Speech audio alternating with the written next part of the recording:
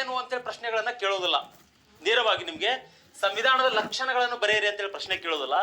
ಇಲ್ಲಿ ಯಾವ ರೀತಿ ಪ್ರಶ್ನೆ ಬರಬಹುದು ಮೇನ್ಸ್ ನಲ್ಲಿ, ವಿಶ್ವದ ಇತರೆ ದೇಶಗಳ ಒಂದು ಸಂವಿಧಾನಕ್ಕೆ ಹೋಲಿಕೆ ಮಾಡಿದರೆ ಭಾರತದ ಸಂವಿಧಾನ ಹೇಗೆ ಭಿನ್ನತೆಯನ್ನು ಹೊಂದಿದೆ, ಹೇಗೆ ಭಿನ್ನವಾಗಿದೆ ಅಂತ ಪ್ರಶ್ನೆ ಕೇಳ್ತಾರೆ. ಅವಾಗ ನೀವು ಈ ಒಂದು ಸಂವಿಧಾನದ ಲಕ್ಷಣಗಳ ಸಂಪೂರ್ಣವಾಗಿ ವಿಮರ್ಶಾತ್ಮಕವಾಗಿ ಗೊತ್ಕೊಂಡಿದ್ರೆ ನೀವಲ್ಲಿ ಏನ್ ಮಾಡ್ಬೋದು, ಏನೊಂದು 20 ಪಾಯಿಂಟ್ಸ್ಗಳನ್ನ ಹೇಳ್ಕೊಟ್ಟೆ ನಿಮ್ಗೆ, ಒಂದು 15 ಪಾಯಿಂಟ್ಸ್ಗಳನ್ನ ಬರೆದ್ರು ಸಹಿತ ನೀವು ಮೇರ್ಸ್ನಲ್ಲಿ ಅಂಕಗಳನ್ನು ಪಡ್ಕೊಳ್ಬೋದು. ಜೊತೆಗೆ ಇನ್ನೊಂದು ಹೇಳ್ತೇನೆ, ಇಲ್ಲಿ ಈ ಮೇರ್ಸ್ನಲ್ಲಿ ಬರಿಬೇಕಾದ್ರೆ ನೀವು ಆನ್ಸರ್ ರೇಟಿಂಗು ಯಾವುದೇ ರೀತಿಯಾಗಿ ಪುಸ್ತಕದಲ್ಲಿರ್ತಕ್ಕಂಥ ವರ್ಡ್ಗಳನ್ನ ಹಾಕಬೇಡಿ. ಅಂದ್ರೆ ಎಲ್ಲ ಪುಸ್ತಕದಲ್ಲಿರ್ತಕ್ಕಂಥ ವರ್ಡ್ಗಳನ್ನ ಡಿಕ್ಟೇಟ್ ಮಾಡ್ತಾ ಹೋಗಬೇಡಿ. ನಿಮ್ಮದೇ ಆಗಿರ್ತಕ್ಕಂಥ ಓನ್ ವೇನಲ್ಲಿ ನೀವೇನಾದ್ರು ಬರೆದ್ರೆ ಏನಾಗುತ್ತಾ, ಇವ್ಯಾಲ್ಯೂಯೇಟರ್ ಮಾಡ್ತಕ್ಕಂಥವ್ರಿಗೆ ಖುಷಿ ಆಗ್ತದ, ನೀವು ಸುಲಭವಾಗಿ ಮಾರ್ಕ್ಸ್ ಅನ್ನ ತೆಗೆದುಕೊಳ್ಬಹುದು. ಆ ಉದ್ದೇಶಕ್ಕೆ ಸಂವಿಧಾನದ ಲಕ್ಷಣಗಳ ಬಗ್ಗೆ ನೀವು ಯಾವುದೇ ಕಾರಣಕ್ಕೂ ನೆಗ್ಲೆಕ್ಟ್ ಮಾಡಬೇಡ್ರಿ. ವಿತ್ ನಿಮಗೆ sub inspector, PC, FDA, SDA ಇನ್ನಿತರ ಸ್ಪರ್ಧಾತ್ಮಕ ಪರೀಕ್ಷೆಗಳಲ್ಲಿ ಇದ್ರ ಬಗ್ಗೆ ನಿಮಗೆ ಲಕ್ಷಣಗಳ ಬಗ್ಗೆ MCQ ಪ್ರಶ್ನೆಗಳನ್ನು ಕೇಳ್ತಾರೆ, 1 ಲೈನರ್ ಪ್ರಶ್ನೆಗಳನ್ನು ಕೇಳ್ತಾರೆ. ಆ ಉದ್ದೇಶಕ್ಕೆ ದಯವಿಟ್ಟು ಇದನ್ನ ಸರಿಯಾಗಿ ಓದ್ಕೊಳ್ರಿ. ಓಕೆ, ಹಾಗಾದ್ರೆ ಈಗ ಮುಂದೆ ಹೋಗ್ತಕ್ಕಂಥ ಮುಂದಿನ ಒಂದು ವಿಷಯ ಯಾವುದು ಅಂತ ಹೇಳಿದ್ರೆ, ನಮ್ದು ಮುಂದಿನ ವಿಷಯ ಬಂದ್ಬಿಟ್ಟು ಪ್ರಸ್ತಾವನೆಗಳು ಅಂತೇಳಿ. ಈ ಪ್ರಸ್ತಾವನೆಗಳ ಬಗ್ಗೆ ಮಾತಾಡೋದಾದ್ರೆ ಇಲ್ಲಿ ನೋಡಿ, ಪ್ರಸ್ತಾವನೆಯನ್ನ ನಾವು ಮೂಲವಾಗಿ ಅಮೆರಿಕ ಸಂವಿಧಾನದಿಂದ ತೆಗೆದುಕೊಳ್ಳಲಾಗಿದೆ. ಅಮೆರಿಕ ಪ್ರಸ್ತಾವನೆಯನ್ನ ಯಾವ ಒಂದು ಸಂವಿಧಾನದಿಂದ ಎರವಲಾಗಿ ತೆಗೆದುಕೊಂಡಿದ್ದೇವೆ ನಾವು, ಅಮೆರಿಕ ಸಂವಿಧಾನದಿಂದ ಪ್ರಸ್ತಾವನೆಯನ್ನ ತೆಗೆದುಕೊಳ್ಳಲಾಗಿದೆ. ಹಾಗಾದ್ರೆ ಪ್ರಸ್ತಾವನೆ ಸಂವಿಧಾನದ ಮೂಲ ತತ್ವ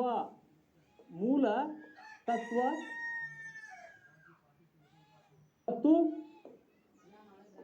ಧ್ಯೇಯೋದ್ದೇಶಗಳ ಬಗ್ಗೆ ಹೇಳ್ತದ. ಧ್ಯೇಯೋದ್ದೇಶಗಳ ಬಗ್ಗೆ ನಮಗೆ ತಿಳಿಸಿಕೊಡ್ತದ ಪ್ರಸ್ತಾವನೆ. ಹಾಗಾದ್ರೆ ಇನ್ನೂ ಒಂದು ಪಾಯಿಂಟ್ ಏನಂದ್ರೆ, ಪ್ರಸ್ತಾವನೆ ಅನ್ನುವಂಥದ್ದು ಭಾರತದ ಸಂವಿಧಾನದ ಒಂದು ಆತ್ಮ, ಕೈಗನ್ನಡಿ ಅಂತೇಳಿ ನಾವು ಹೇಳ್ತೀವಿ. ಆತ್ಮ ಮತ್ತು ಕೈಗನ್ನಡಿ ಯಾವ್ದ್ರಿ? ಪ್ರಸ್ತಾವನೆ. ಇಷ್ಟು ಅಂಶಗಳು ಇಂಪಾರ್ಟೆಂಟ್ ಇಲ್ಲಿ. ಪ್ರಸ್ತಾವನೆಯನ್ನು ನಾವು ಮೊದಲನೇದಾಗೇನು ಅಮೆರಿಕ ಸಂವಿಧಾನದಿಂದ ನಾವು ತೆಗೆದುಕೊಂಡಿದ್ದೇವೆ ಪ್ರಸ್ತಾವನೆಯನ್ನ. ಓಕೆ, ಹಾಗಾದ್ರೆ ಇಲ್ಲಿ ಪ್ರಸ್ತಾವನೆಯ ಒಂದು ಉದ್ದೇಶ ಏನಂದ್ರೆ, ಆ ಸಂವಿಧಾನದ ಭಾರತದ ಸಂವಿಧಾನದಲ್ಲಿರ್ತಕ್ಕಂಥ ಒಂದು ಮೂಲ ತತ್ವ ಜೊತೆಗೆ ಸಂವಿಧಾನಕ್ಕೆ ಒಂದು ಮಿರರ್ ಇದ್ದಂಗೆ ಇದು ಪ್ರಸ್ತಾವನೆ. ಸಂವಿಧಾನಕ್ಕೆ ಒಂದು ಮಿರರ್ ಇದ್ದಂಗೆ. ಯಾಕಂತ ಹೇಳಿದ್ರೆ ಎಷ್ಟೋ ಸಂವಿಧಾನಕ್ಕೆ ಒಂದು ಮೌಲ್ಯ ಹೆಚ್ಚಾಗ್ಲಿಕ್ಕೆ ಕಾರಣ ಏನಂತ ಹೇಳಿದ್ರೆ ಈ ಪ್ರಸ್ತಾವನೆ. ಆ ಉದ್ದೇಶಕ್ಕೋಸ್ಕರ ಪ್ರಸ್ತಾವನೆಯನ್ನ ಸಂವಿಧಾನದ ಆತ್ಮ ಮತ್ತೆ ಕೈಗನ್ನಡಿ ಅಂತೇಳಿ ಕರೆಯಲಾಗಿದೆ. ಹಾಗಾದ್ರೆ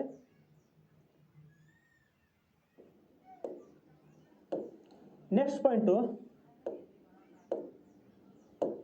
ಇಲ್ಲಿ ನೋಡಿ, ಇನ್ನೊಂದು ಪಾಯಿಂಟ್ ಏನಂದ್ರೆ, ಇಲ್ಲಿ ಈಗಾಗಲೇ ನೀವು ತಿಳ್ಕೊಂಡ್ವಿ,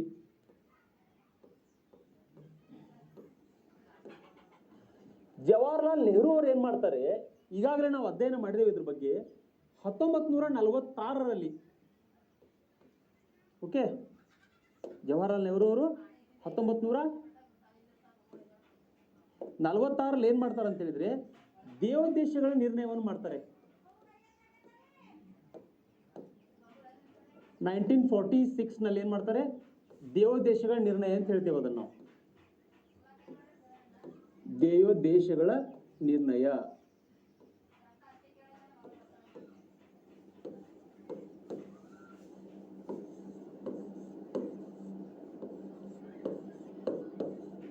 ಯಾಕೆ ಇದನ್ನು ಹೇಳ್ತಾ ಇದ್ದಾನೆ ಅಂತ ಹೇಳಿದ್ರೆ, 1946ನಲ್ಲಿ ಭಾರತದ ಸಂವಿಧಾನ ರಚನೆ ಮಾಡುವಂತ ಸಂದರ್ಭದಲ್ಲಿ ನೆಹರು ಅವರು ಅಬ್ಜೆಕ್ಟಿವ್ ರೆಸಲ್ಯೂಷನ್ ಅನ್ನು ಮಂಡಿಸ್ತಾರೆ. ಓಕೆ, ಈ ಅಬ್ಜೆಕ್ಟಿವ್ ರೆಸಲ್ಯೂಷನ್ ನಲ್ಲಿ ಸಂವಿಧಾನ ರಚನಾ ಮಾಡುವ ಸಂದರ್ಭದಲ್ಲಿ, ಅಂದ್ರೆ ಇದನ್ನ ಯಾವಾಗ ಮಂಡಿಸ್ತಾರ ಅಂತ ಹೇಳಿದ್ರೆ, ನೆಹರು ಅವರು ಸಂವಿಧಾನದ 2ನೇ ಅಧಿವೇಶನ ನಡೀತದ ಅಲ್ರಿ, ಭಾರತದ ಸಂವಿಧಾನದ 2ನೇ ಅಧಿವೇಶನದಲ್ಲಿ ಇದನ್ನು ಮಂಡಿಸ್ತಾರೆ. 2ನೇ ಅಧಿವೇಶನದಲ್ಲಿ ಪ್ರಸ್ತಾವನೆಯನ್ನ ಮಂಡಿಸ್ತಾರೆ. ಓಕೆ, ಹಾಗಾದ್ರೆ 2ನೇ ಅಧಿವೇಶನ ನಡೆದಿರ್ತಕ್ಕಂಥ ಏರು ಹೇಳ್ತೇನೆ ನಿಮಗೆ, 1946 ಡಿಸೆಂಬರ್ 11. ನೆನಪಿಟ್ಟುಕೊಳ್ರಿ, ಯಾಕಂದ್ರೆ ವೆರಿ ಇಂಪಾರ್ಟೆಂಟ್. ಒಂದನೇ ಅಧಿವೇಶನ ಬಂದ್ಬಿಟ್ಟು 1946 ಡಿಸೆಂಬರ್ 9, ಎರಡನೇ ಅಧಿವೇಶನ ಬಂದ್ಬಿಟ್ಟು ಸಂವಿಧಾನ ರಚನಾ ಸಭೆಯ ಎರಡನೇ ಅಧಿವೇಶನ ಬಂದ್ಬಿಟ್ಟು 1946 ಡಿಸೆಂಬರ್ 11.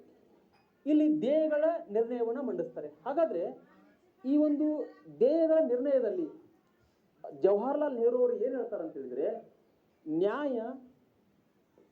ನ್ಯಾಯ ಸಮಾನತೆ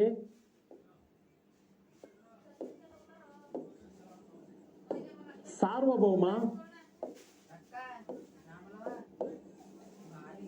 ಓಕೆ, ನ್ಯಾಯ ಸಮಾನತೆ ಸಾರ್ವಭೌಮ ಈ ಅಂಶಗಳನ್ನ ಅವಾಗಲೇ ಏನ್ ಮಾಡ್ತಾರೆ, ದೇಶಗಳ ನಿರ್ಣಯವನ್ನು ಮಂಡಿಸಬೇಕಾದ್ರೆ ಈ ಅಂಶಗಳನ್ನ ಅಳವಡಿಸ್ಕೊಂಡಿರ್ತಾರೆ ನೆಹರು ಅವರು. ಹಾಗಾದ್ರೆ ನಮ್ಮ ಸಂವಿಧಾನ ರಚನಾಕಾರರಿಗೆ ಅನಿಸ್ತದ, ನಾವು ಕೂಡ ಏನ್ ಮಾಡೋಣ, ಈ ಪ್ರಸ್ತಾವನೆಯನ್ನು ರಚನೆ ಮಾಡುವಂತ ಸಂದರ್ಭದಲ್ಲಿ ಈ ಅಂಶಗಳು ಅತಿ ಹೆಚ್ಚು ಮೌಲ್ಯಗಳನ್ನು ಒಳಗೊಂಡಿರ್ತವೆ, ಈ ಅಂಶಗಳನ್ನು ಅಳವಡಿಸ್ಕೊಳ್ಬಹುದು ಅಂತೇಳಿ ನಮ್ಮ ಪ್ರಸ್ತಾವನೆಯಲ್ಲಿ ಸಹಿತ ಈ ಒಂದು ದೇಶಗಳ ನಿರ್ಣಯದಲ್ಲಿರ್ತಕ್ಕಂತಹ ಅಂಶಗಳನ್ನು ನಾವು ಸೇರಿಸಿದ್ದೇವೆ. ಓಕೆ, ಹಾಗಾದ್ರೆ ನೆಕ್ಸ್ಟ್ ಈಗ ಇನ್ನೊಂದು ಪಾಯಿಂಟ್ ಏನಂದ್ರೆ ಇಲ್ಲಿ ನೋಡಿ, ಒಂದು ನೀವು ಪ್ರಶ್ನೆ ಕೇಳ್ತೇನೆ ನಿಮಗೆ ನಾನು, ಏನಂತ ಹೇಳಿದ್ರೆ, ಸರ್ ಪ್ರಸ್ತಾವನೆಯನ್ನ ತಿದ್ದುಪಡಿ ಮಾಡಲಾಗಿದೆಯಾ ಅಂತೇಳಿ ಪ್ರಶ್ನೆ ಕೇಳಿದ್ರೆ, ಹೌದು, ಪ್ರಸ್ತಾವನೆಯನ್ನ ಪ್ರಿಯಾಂಬಲ್ ಅನ್ನ ತಿದ್ದುಪಡಿ ಮಾಡಲಾಗಿದೆ. ಯಾವಾಗ ಅಂತ ಹೇಳಿದ್ರೆ ಇಲ್ಲಿ ನೋಡಿ, 1976 ನಲ್ಲಿ ಏನಾಗುತ್ತೆ, ಓಕೆ, ಸಂವಿಧಾನಕ್ಕೆ 42ನೇ ತಿದ್ದುಪಡಿಯನ್ನು ಮಾಡೋದ್ರ ಮೂಲಕವಾಗಿ ಇಲ್ಲಿ ಏನಾಗುತ್ತೆ ಅಂತ ಹೇಳಿದ್ರೆ, 1976ರಲ್ಲಿ ಸಂವಿಧಾನಕ್ಕೆ 42ನೇ ತಿದ್ದುಪಡಿ ಮಾಡೋದ್ರ ಮೂಲಕವಾಗಿ ಇಲ್ಲಿ ಸಮಾಜವಾದ,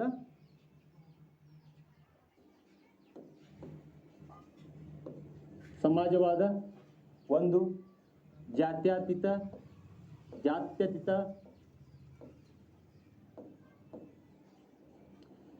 ಸಮಗ್ರತೆ ಅನ್ನುವಂತಹ ಅಂಶಗಳನ್ನ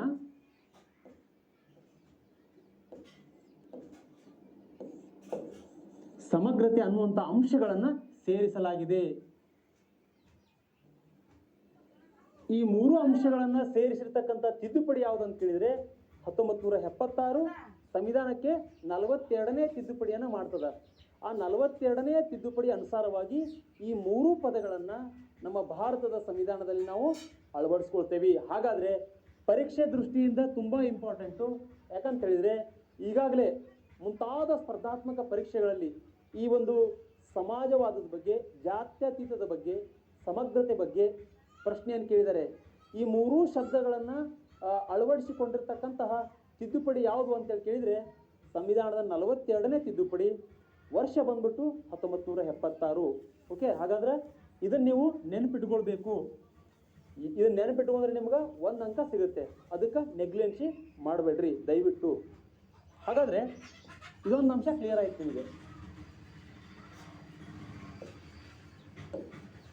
ಈಗ ಪ್ರಸ್ತಾವನೆ ಬಗ್ಗೆ ನಾವು ಮಾತಾಡೋದಾದ್ರೆ, ಹಾಗಾದ್ರೆ ಏನಿದೆ ರೀ ಭಾರತದ ಸಂವಿಧಾನದ ಪ್ರಸ್ತಾವನೆಯಲ್ಲಿ ಏನಿದೆ ಅಂತ ಹೇಳಿದ್ರೆ, ಪ್ರಸ್ತಾವನೆಯಲ್ಲಿ ಕಂಡು ಬರ್ತಕ್ಕಂಥ ಅಂಶಗಳು ಏನಂತ ಹೇಳಿದ್ರೆ ಇಲ್ಲಿ ನೋಡಿ, ಮುಖ್ಯವಾಗಿ ನಮ್ಮ ಭಾರತದ ಸಂವಿಧಾನದ ಪ್ರಸ್ತಾವನೆ ಎಲ್ಲಿಂದ ಸ್ಟಾರ್ಟ್ ಆಗುತ್ತೆ ಅಂತ ಹೇಳಿದ್ರೆ, ಭಾರತದ ಪ್ರಜೆಗಳಾದ ನಾವು,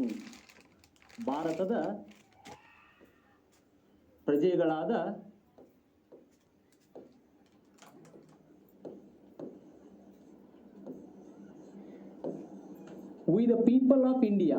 ಓಕೆ, ಭಾರತದ ಪ್ರಜೆಗಳಾದ ನಾವು, ಇಲ್ಲಿಂದ ಪ್ರಸ್ತಾವನೆ ನಮ್ಮದು ಸ್ಟಾರ್ಟ್ ಆಗುತ್ತೆ. ಭಾರತವನ್ನ ಸಾರ್ವಭೌಮ,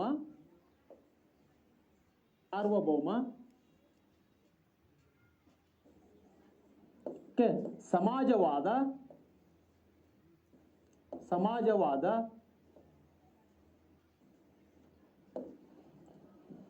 ಸಾರ್ವಭೌಮ, ಸಮಾಜವಾದ, ಜಾತ್ಯತೀತ,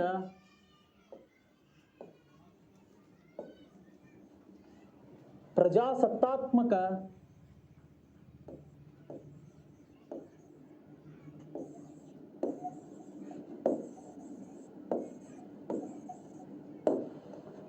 ಗಣರಾಜ್ಯವನ್ನಾಗಿಸುವುದರ ಜೊತೆಗೆ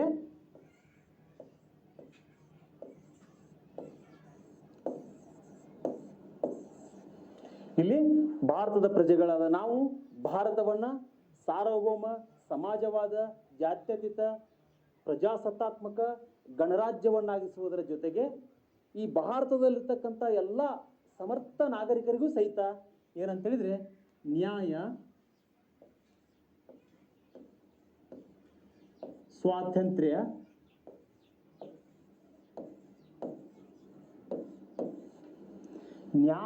ಸ್ವಾತಂತ್ರ್ಯ, ಸಮಾನತೆ,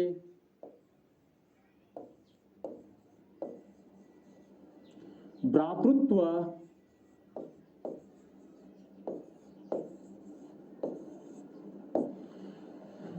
ನ್ಯಾಯ, ಸ್ವಾತಂತ್ರ್ಯ, ಸಮಾನತೆ, ಭ್ರಾತೃತ್ವಗಳನ್ನು ನೀಡುವುದರಾಗಿ ನಾವು ಸಂವಿಧಾನ ಅಂದ್ರೆ ನಾವೇನ್ ಮಾಡ್ತೀವಿ, ಸಂವಿಧಾನದ 1949 ಭಾರತದ ಸಂವಿಧಾನದಲ್ಲಿ ನಾವು ಅಂಗೀಕರಿಸಲ್ಪಟ್ಟಿರ್ತಕ್ಕಂಥ ದಿನಾಂಕ 26. ಇವತ್ತು ನಾವೇನ್ ಮಾಡ್ತಾ ಇದ್ದೀವಿ ಅಂತ ಹೇಳಿದ್ರೆ ಸಂವಿಧಾನವನ್ನ ನಮಗೆ ನಾವೇ ಅರ್ಪಿಸಿಕೊಳ್ತಾ ಇದ್ದೀವಿ. ಓಕೆ, ಹೀಗಾಗಿ ಈ ಪ್ರಸ್ತಾವನೆಯಲ್ಲಿ ಅಡಕವಾಗಿರ್ತಕ್ಕಂಥ ಅಂಶಗಳೇನದಾವಲ್ಲ ತುಂಬಾ ಇಂಪಾರ್ಟೆಂಟು. ಪರೀಕ್ಷೆಯಲ್ಲಿ ನಿಮ್ಗೆ ಏನ್ ಕೇಳ್ತಾರೆ, ಪ್ರಸ್ತಾವನೆಯ ಅಡಕವಾಗಿರ್ತಕ್ಕಂಥ ಅಂಶಗಳ ಬಗ್ಗೆ ನಿಮಗೆ ಕೆಲವು ಸಲ ಪ್ರಶ್ನೆಗಳನ್ನು ಕೇಳ್ತಾರೆ. ಯಾವ ರೀತಿಯಾಗಿ ಭಾರತದ ಸಂವಿಧಾನದಲ್ಲಿ ಇರ್ತಕ್ಕಂಥ ಪ್ರಸ್ತಾವನೆಯಲ್ಲಿ ಇರ್ತಕ್ಕಂತಹ ಅಡಕವಾಗಿರ್ತಕ್ಕಂತಹ ಅಂಶಗಳು ಯಾವುವು ಅಂತ ಹೇಳ್ಕೊಡ್ತಾರೆ. ಅಂದ್ರೆ ಒನ್ ಲೈನರ್ನಲ್ಲಿ ಕೆಳಗಡೆ ನಿಮಗೆ ಒಂದು ಆಪ್ಷನ್ಸ್ನಲ್ಲಿ ಬೇರೆ ಕೊಟ್ಟಿರ್ತಾರೆ, ಇನ್ನೊಂದು ಆಪ್ಷನ್ಸ್ನಲ್ಲಿ ಬೇರೆ ಕೊಟ್ಟಿರ್ತಾರೆ. ನೀವು ಸರಿಯಾಗಿ ಓದಿದ್ರೆ ಈ ಪ್ರಸ್ತಾವನೆಗಳ ಬಗ್ಗೆ ನೀವೇನು ಮಾಡ್ಬೋದು, ಅಲ್ಲಿ ನೀವು ಸರಿಯಾಗಿ ಅಂಕಗಳನ್ನು ಗಳಿಸ್ಬೋದು. ಆ ಉದ್ದೇಶಕ್ಕೋಸ್ಕರ ಇದನ್ನೊಂಚೂರು ಗಮನ ಕೊಡ್ಬೇಕು ನೀವು. ಹಾಗಾದ್ರೆ ಈ ಪ್ರಸ್ತಾವನೆ ಬಗ್ಗೆ ನಾವು ತಿಳ್ಕೊಂಡ್ವಿ. ಅಂದ್ರೆ ಪ್ರಸ್ತಾವನೆ ತುಂಬಾ ಇಂಪಾರ್ಟೆಂಟ್ ನಮ್ಗೆ. ಸಂವಿಧಾನಾತ್ಮಕ ದೃಷ್ಟಿಯಿಂದ ಪ್ರಸ್ತಾವನೆ ತುಂಬಾ ಇಂಪಾರ್ಟೆಂಟು. ಈಗ ನೆಕ್ಸ್ಟ್ ಏನಂತ ಹೇಳಿದ್ರೆ, ಪ್ರಸ್ತಾವನೆಯಲ್ಲಿ ಬರ್ತಕ್ಕಂತಹ ವಿಷಯಗಳನ್ನು ನಾವು ಅಧ್ಯಯನ ಮಾಡಿದ ನಂತರ ಈ ಒಂದೇದು ನಾವು ಮೊದಲೇ ಹೇಳಿದೆ, ಭಾರತದ ಪ್ರಜೆಗಳಾದ ನಾವು ಭಾರತವನ್ನ ಸಾರ್ವಭೌಮ, ಮೊದಲನೇ ಪದ ಯಾವ್ದು ಬಳಸಿದೆ ನಾನು, ಸಾರ್ವಭೌಮ ಅಂತೇಳಿ ಬಳಸಿದೆ. ಹಾಗಾದ್ರೆ ಇದರ ಅರ್ಥ ಏನು ಅದು ಬೇಕಲ್ರಿ ನಮ್ಗೆ. ಸಾರ್ವಭೌಮ ಅನ್ನೋದರ ಅರ್ಥ ಏನಂತ ಹೇಳಿದ್ರೆ ಒಂದ್ ನೆನ್ಪಿಟ್ಕೊಳ್ರಿ, ಇಲ್ಲಿ ಸಾರ್ವಭೌಮ ಅಂತ ಹೇಳಿದ್ರೆ ಇದೊಂದು ಅತ್ಯುನ್ನತವಾಗಿರ್ತಕ್ಕಂಥ ಒಂದು ಟಾಪ್ ಲೆವೆಲ್ ಇರ್ತಕ್ಕಂಥ ಒಂದು ಹಂತ. ಇದು ಸಾರ್ವಭೌಮ ಅಂದ್ರೆ ಅದನ್ನ ಯಾರು ಪ್ರಶ್ನೆ ಮಾಡುವಂಗಿಲ್ಲ. ಅಂದ್ರೆ ಭಾರತದ ಒಂದು ಆಂತರಿಕ ವ್ಯವಹಾರದಲ್ಲಿ ಆಂತರಿಕವಾಗಿ ಆಗಿರ್ಬೋದು, ಜೊತೆಗೆ ಬಾಹ್ಯವಾಗಿ ಆಗಿರ್ಬೋದು, ಭಾರತ ಏನಂತ ಹೇಳಿದ್ರೆ ಯಾವುದೇ ರಾಷ್ಟ್ರದ ಕಪಿಮುಷ್ಟಿಯಲ್ಲಿಲ್ಲ, ಯಾವುದೇ ರಾಷ್ಟ್ರದ ಹಿಡಿತದಲ್ಲಿಯೂ ಇಲ್ಲ, ಯಾವುದೇ ರಾಷ್ಟ್ರದ ಕಪಿಮುಷ್ಟಿಯಲ್ಲಿಯೂ ಇಲ್ಲ. ಅದನ್ನ ನಾವು ಸಾರ್ವಭೌಮ ಅಂತೇಳಿ ಕರಿತೀವಿ. ಇನ್ನೂ ನಿಮಗೆ ಎಕ್ಸಾಂಪಲ್ ಕೊಟ್ಟು ಹೇಳ್ತೇನೆ ನಾನು. ಈಗ ನೋಡಿ, ಒಂದು ಅಂಶ ನಿಮಗಿಲ್ಲಿ ನಾನು ಹೇಳ್ಕೊಡ್ತೇನೆ. ಏನಂತ ಹೇಳಿದ್ರೆ 1949ನಲ್ಲಿ ಏನಾಗುತ್ತೆ, ಭಾರತ ಕಾಮನ್ವೆಲ್ತ್ ಒಕ್ಕೂಟದ ಸದಸ್ಯತ್ವವನ್ನು ಪಡ್ಕೊಳ್ತದೆ. ಈ ಕಾಮನ್ವೆಲ್ತ್ ಒಕ್ಕೂಟದ ಸದಸ್ಯತ್ವವನ್ನು ಪಡ್ಕೊಂಡ್ರೂ ಸಹಿತ ಭಾರತದ ಸಾವರ್ನಟಿಗೆ ಧಕ್ಕೆ ಆಗಿಲ್ಲ, ನೆನಪಿಟ್ಟುಕೊಳ್ರಿ. ಹಾಗಾದ್ರೆ ಆಂತರಿಕವಾಗಿ ಆಗಿರ್ಬೋದು, ಬಾಹ್ಯವಾಗಿ ಆಗಿರ್ಬೋದು, ಭಾರತ ಯಾವುದೇ ರಾಷ್ಟ್ರದ ಹಿಡಿತದಲ್ಲಿಲ್ಲ. ಅಂದ್ರೆ ಇದ್ರ ಬಗ್ಗೆ ಹೇಳ್ಬೇಕಂದ್ರೆ ನಿಮಗೆ ಬಿಫೋರ್ ಇಂಡಿಪೆಂಡೆನ್ಸ್ ಏನಾಗಿತ್ತು, ನಮ್ಮ ರಾಷ್ಟ್ರ ಬ್ರಿಟಿಷರ ಒಂದು ಆಡಳಿತದ ಒಂದು ಕಪಿಮುಷ್ಟಿ ಒಳಗಡೆ ಇತ್ತು. ಹೀಗಾಗಿ ಓನ್ ಆಗಿ ನಮಗೆ ನಮ್ಮದೇ ಆಗಿರ್ತಕ್ಕಂತಹ ನಿರ್ಧಾರಗಳನ್ನು ತೆಗೆದುಕೊಳ್ತಕ್ಕಂತಹ ಪವರ್ ಇರಲಿಲ್ಲ. ಆದರೆ ಸ್ವತಂತ್ರ ನಂತರ ಏನಾಯಿತು, ನಮ್ಮ ಸಂವಿಧಾನ ರಚನಾಕಾರರು ಸಂವಿಧಾನವನ್ನು ರಚನೆ ಮಾಡಿದ್ರು. ಆ ಮೂಲಕವಾಗಿ ಭಾರತ ಏನಾಯ್ತು ಅಂತ ಹೇಳಿದ್ರಲ್ಲಿ ಸಾರ್ವಭೌಮ ರಾಷ್ಟ್ರ ಆಗ್ತದ. ಫಾರ್ ಎಕ್ಸಾಂಪಲ್ ಈಗ ನೋಡಿ, ಇಲ್ಲಿ ಯು ಎಸ್ ಎ ಇದೆ, ಓಕೆ, ಇನ್ನೊಂದು ರಷ್ಯಾ ಇದೆ. ಆಕ್ಚುಲಿ ಇವೆರಡು ರಾಷ್ಟ್ರಗಳೇನದಾವಲ್ಲ ಪರಸ್ಪರ ವೈರಿ ರಾಷ್ಟ್ರಗಳಿವು. ಒಂದನ್ನ ಕಂಡ್ರೆ ಇನ್ನೊಬ್ಬರಿಗಾಗೋಲ್ಲ, ಇನ್ನೊಬ್ರು ಕಂಡ್ರೆ ಇನ್ನೊಬ್ರಿಗಾಗೋದಿಲ್ಲ. ಈ ರೀತಿ ಇದ್ದಾಗ ಇಲ್ಲಿ ಏನಾಗುತ್ತೆ ಅಂತ ಹೇಳಿದ್ರೆ ಇಂಡಿಯಾ.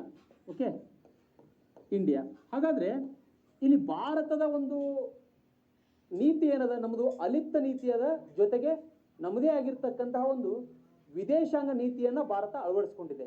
ಹೀಗಾಗಿ ಇಲ್ಲೇನಾಗುತ್ತೆ, ಇಲ್ಲಿ ಭಾರತ ಅಮೆರಿಕಾದೊಂದಿಗೂ ಒಂದು ರಾಜತಾಂತ್ರಿಕ ಸಂಬಂಧವನ್ನು ಇಟ್ಕೊಳ್ಬಹುದು, ರಷ್ಯಾದೊಂದಿಗೂ ರಾಜತಾಂತ್ರಿಕ ಸಂಬಂಧವನ್ನು ಇಟ್ಕೊಳ್ಬಹುದು. ಹೌದಾ? ಇಲ್ಲಿ ಯು ಎಸ್ ಎ ಬಂದ್ಬಿಟ್ಟು ನೀವ್ಯಾಕೆ ಇಲ್ಲಿ ರಷ್ಯಾದೊಂದಿಗೆ ರಾಜತಾಂತ್ರಿಕ ಸಂಬಂಧವನ್ನು ಇಟ್ಕೊಂಡಿರಿ ಅಂತೇಳಿ ಕೇಳುವಂಗಿಲ್ಲ. ಓಕೆ, ಅದು ನಮ್ಮ ಇಷ್ಟ, ನಮ್ಮ ಆಂತರಿಕ ವಿಚಾರ, ನಮ್ಮ ಬಾಹ್ಯ ವಿಚಾರ.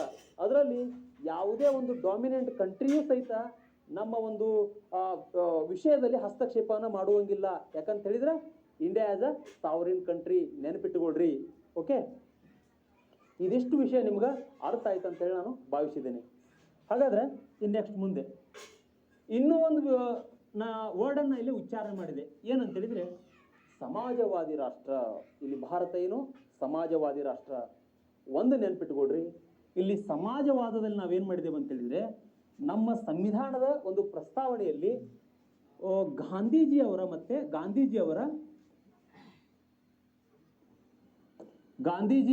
ಗಾಂಧೀಜಿ ಮತ್ತು ಕಾರ್ಲ್ ಮಾರ್ಕ್ಸ್ ಅವರ ಸಿದ್ಧಾಂತಗಳನ್ನು ಅಳವಡಿಸ್ಕೊಂಡಿದ್ದೇವೆ ನಾವು. ಕಾರ್ಲ್ ಮಾರ್ಕ್ಸರ ಸಿದ್ಧಾಂತದ ಒಂದು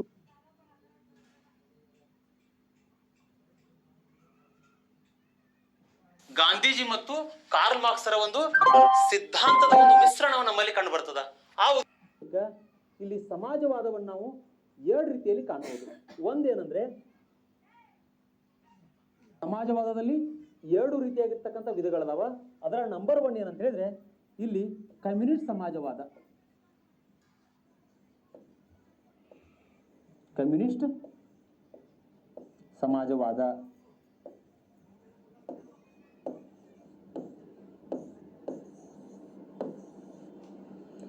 ಈ ಕಮ್ಯುನಿಸ್ಟ್ ಸಮಾಜವಾದ ಅಂದ್ರೆ ಏನಿಲ್ಲ, ಇಲ್ಲಿ ಕಮ್ಯುನಿಸ್ಟ್ ಸಮಾಜವಾದ ಅಂದ್ರೆ ಏನು ಅಂತ ಹೇಳಿದ್ರೆ ಸರ್ಕಾರದ ಎಲ್ಲಾ ಜವಾಬ್ದಾರಿಗಳು ಸಹಿತ ಕಮ್ಯುನಿಸ್ಟ್ ಆಡಳಿತ ವ್ಯವಸ್ಥೆಯಲ್ಲಿ ನಡೀತದ.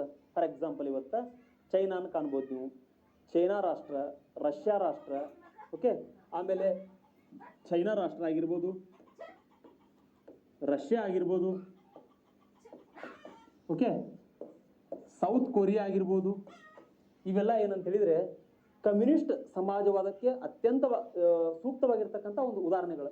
ಯಾಕಂತ ಹೇಳಿದ್ರೆ ಈ ಕಮ್ಯುನಿಸ್ಟ್ ಸಮಾಜವಾದದಲ್ಲಿ ಏನಿರುತ್ತೆ ಅಂತ ಹೇಳಿದ್ರೆ ಒಬ್ಬ ವ್ಯಕ್ತಿ ಸರ್ಕಾರದ ವಿರುದ್ಧವಾಗಿ ಪ್ರತಿಭಟನೆ ಮಾಡ್ಲಿಕ್ಕೆ ಆಗೋದಿಲ್ಲ. ಫಾರ್ ಎಕ್ಸಾಂಪಲ್ ಎಲ್ಲ ಆಸ್ತಿ ಸಂಪತ್ತುಗಳೆಲ್ಲ ಸಹಿತ ಈ ಒಂದು ಸರ್ಕಾರದ ಒಂದು ಕಪಿಮುಷ್ಟಿ ಒಳಗಡೆ ಇರ್ತದೆ. ಉದಾಹರಣೆ ನಿಮಗೆ ಕೊಡೋದಾದ್ರೆ ಇಲ್ಲೇನಾಗುತ್ತೆ, ಒಬ್ಬ ರೈತನದು ಒಂದು ಯಾವುದೋ ಒಂದು ರಸ್ತೆ ಒಂದು ಮಾರ್ಗವನ್ನು ಮಾಡುವಂಥ ಸಂದರ್ಭದೊಳಗಡೆ ರೈತನ ಜಮೀನು ಮೇಲೆ ಏನಾದರೂ ಆ ರೈತನ ಜಮೀನು ನಮಗೆ ಬೇಕು ಅಂತೇಳಿ ಕೇಳ್ಕೊಂಡಾಗ ಅಲ್ಲಿ ಕಮ್ಯುನಿಸ್ಟ್ ವ್ಯವಸ್ಥೆ ಇದ್ದಾಗ ಅವನು ಕೊಡಲೇಬೇಕು. ಬಟ್ ಭಾರತದಲ್ಲಿ ಏನಾಗುತ್ತೆ, ಆ ರೈತ ಆ ರೀತಿ ಕೇಳಿದಾಗ ದಾವೆಯನ್ನು ಹೂಡ್ಬೋದು, ತನ್ನ ಹಕ್ಕನ್ನು ತೆಗೆದುಕೊಳ್ಬೋದು ಅವನು. ಈ ರೀತಿಯಾಗಿರ್ತಕ್ಕಂಥ ಸಿಸ್ಟಮ್ ಅನ್ನು ನಾವು ಕಮ್ಯುನಿಸ್ಟ್ ಸಮಾಜವಾದದಲ್ಲಿ ಕಾಣ್ತೀವಿ. ಓಕೆ, ಇದು ಎಲ್ಲಿ ಕಂಡು ಬರ್ತದೆ ಅಂತ ಹೇಳಿದ್ರೆ ಚೈನಾ ಮತ್ತು ರಷ್ಯಾ, ಸೌತ್ ಕೊರಿಯಾದಲ್ಲಿ ಈ ಕಮ್ಯುನಿಸ್ಟ್ ಸಮಾಜವಾದ ಕಂಡು ಬರ್ತದೆ ನಮಗೆ. ಹಾಗಾದ್ರೆ ಇನ್ನೂ ಒಂದು ವಿಧ ಯಾವುದಂತ ಹೇಳಿದ್ರೆ ಇಲ್ಲಿ ಸೆಕೆಂಡ್ ಒನ್ ಬಂದ್ಬಿಟ್ಟು ಪ್ರಜಾಸತ್ತಾತ್ಮಕ ಸಮಾಜವಾದ. ಪ್ರಜಾಸತ್ತಾತ್ಮಕ ಸಮಾಜವಾದ. ಓಕೆ,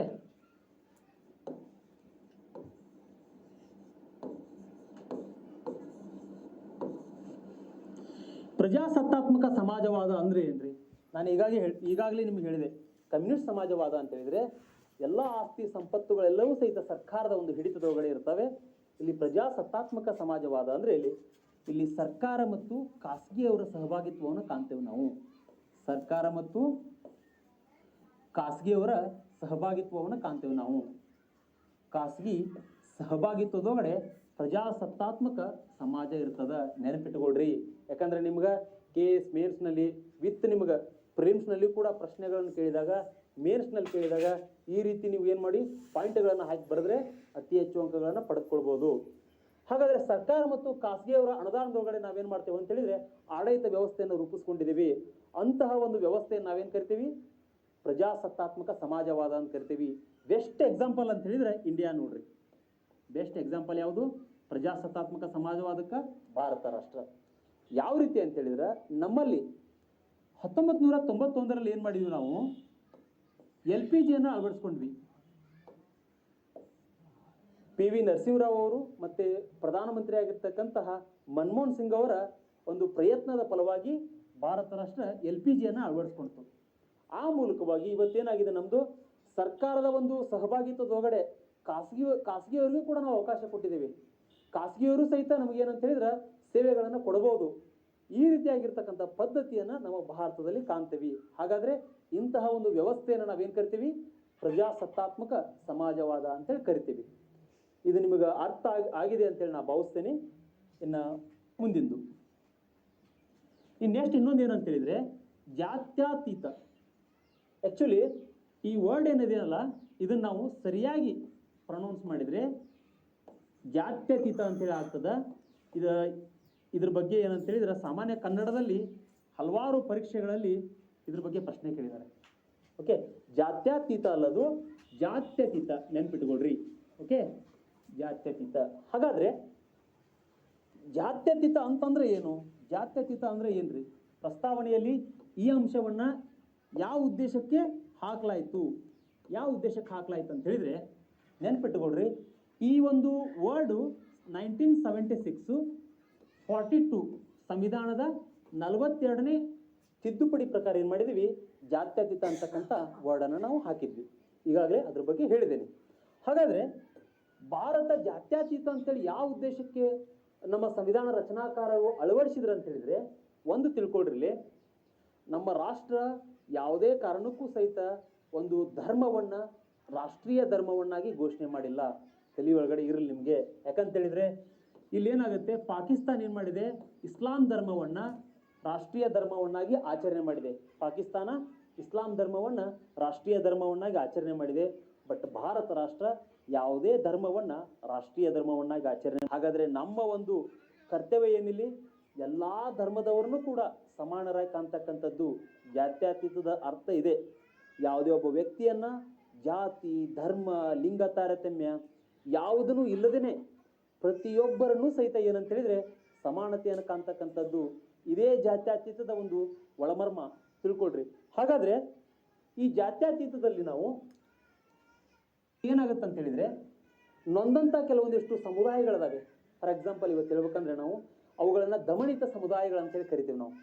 ಇಲ್ಲಿ SC ಆಗಿರ್ಬೋದು, ST ಆಗಿರ್ಬೋದು, ಜೊತೆಗೆ ಹಿಂದುಳಿದ ವರ್ಗದವರಾಗಿರ್ಬೋದು, ಆ ಮುಂತಾದ ಸಮುದಾಯಗಳಿಗೂ ಕೂಡ ನಾವೇನಂತ ಹೇಳಿದ್ರೆ ಸಂವಿಧಾನಾತ್ಮಕವಾಗಿ ಅವರನ್ನು ಏನು ಮಾಡಿದ್ದೇವೆ ನಾವು? ಉನ್ನತ ಹಂತಕ್ಕೆ ತೆಗೆದುಕೊಂಡು ಹೋಗುವಂಥ ಉದ್ದೇಶಕ್ಕೋಸ್ಕರ ಸಂವಿಧಾನಾತ್ಮಕ ಸೌಲಭ್ಯಗಳನ್ನ ನೀಡಿದ್ದೇವೆ ನಾವು. ಓಕೆ, ಹಾಗಾದರೆ ಇಲ್ಲಿ ಇನ್ನೊಂದು ನಿಮಗೆ ಒಂದು ಕೇಸ್ ಬರ್ತದೆ. ಇಲ್ಲಿ ಈ ಬಾಂಬೆ ಹೈಕೋರ್ಟ್ ಏನು ಮಾಡುತ್ತೆ ಅಂತ ಹೇಳಿದರೆ, ಬಾಂಬೆ ಹೈಕೋರ್ಟು ಪಂಕಜ್ ಮಿಶ್ರಾ ಅಂತಕ್ಕಂಥ ಒಬ್ಬ ವ್ಯಕ್ತಿ ಇಲ್ಲಿ PIL ಸಲ್ಲಿಸ್ತಾನ್ರಿ ಹೈಕೋರ್ಟಿಗೆ. ಸಾರ್ವಜನಿಕ ಹಿತಾಸಕ್ತಿ ಅರ್ಜಿ ಅಂತೇಳಿ ಕರಿತೀವಿ ನಾವು. PIL ಅಂತ ಹೇಳಿದ್ರೆ ಸಾರ್ವಜನಿಕ ಹಿತಾಸಕ್ತಿ ಅರ್ಜಿ.